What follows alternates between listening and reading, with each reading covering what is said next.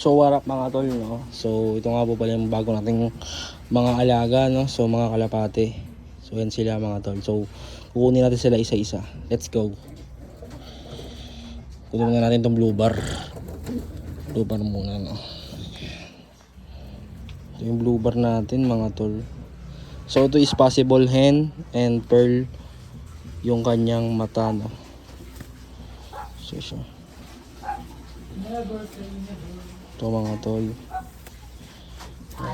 So nakita ko yung singsing nito is North 2026. So medyo ano ba to, bata-bata pa to mga tol.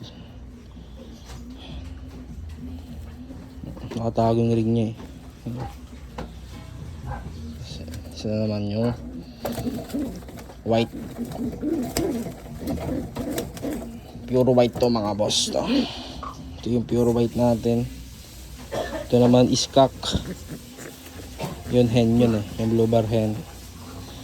Ito cock mga tol, no? So ito yung matanda na 2024 to mga tol, no?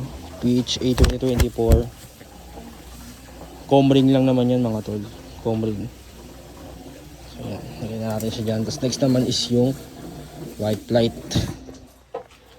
White light naman, no? Ito yung white light natin. Na clip ring lang to. Yan. Maliit na kalapati lang.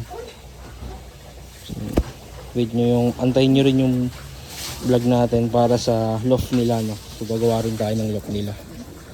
So yan. Saktong sakto may dumaring din tayong parcel. So ito bubuksan na natin. So antayin nyo kung ano to, no? Yan. Yun. Molasses. Para sa tubig to eh. Ito yung molasses natin mga tol.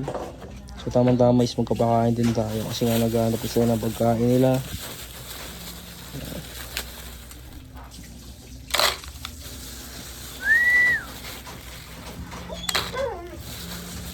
May isiselos tol na yung aso natin. Isiselos.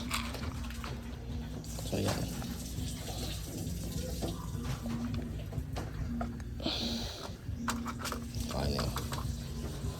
Antayin na natin silang kumain, tumuka. Tumutuka na yung blue bar natin mga tol. So yan. So mga tol, no? Tumutuka na sila ng pagkain nila, pagkilo. So wait nyo nga po pala yung ano natin mga tol, yung gagawa tayo ng kulungan sa labas. So yan. Para sa kanila, no? Bala ko kasi i-breed muna yung mga yan, no? Kain lang natin ginagawa. Ayan. So lagyan natin sila ng tubig nila. Lagyan natin ng molasses. So let's go. Ganitong pure molasses na to, no?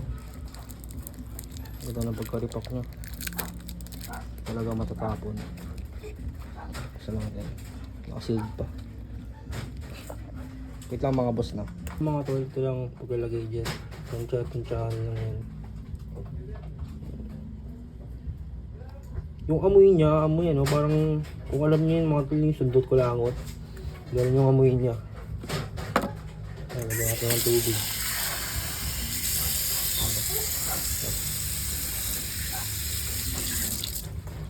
Ayan na niya ba?